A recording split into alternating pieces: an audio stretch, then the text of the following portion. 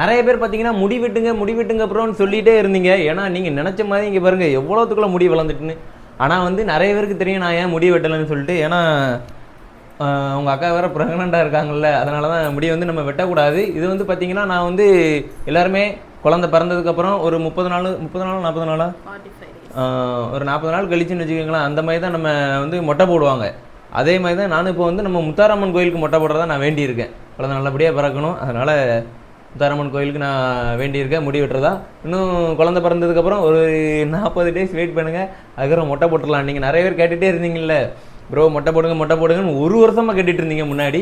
அந்த கண்டென்ட் வந்து, அதாவது நீங்கள் கேட்ட கமெண்ட் வந்து கூடிய சீக்கிரத்தில் நிறைவேறிடும் சரிங்களா? அதனால தான் நான் வந்து முடி வெட்டலை.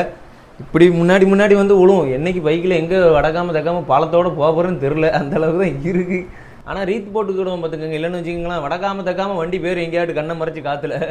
அதனால தான் சரி இப்போதைக்கு அட்ஜஸ்ட் பண்ணிக்கிடுங்க. இதை நான் முன்னாடியே சொல்லணும்னு நினச்சேன், இன்றைக்கி சொல்லிடுவோம். ஆனால் இன்னும் கொஞ்சம் லேட் ஆகிட்டு சரிங்களா? Love you Raj family psi.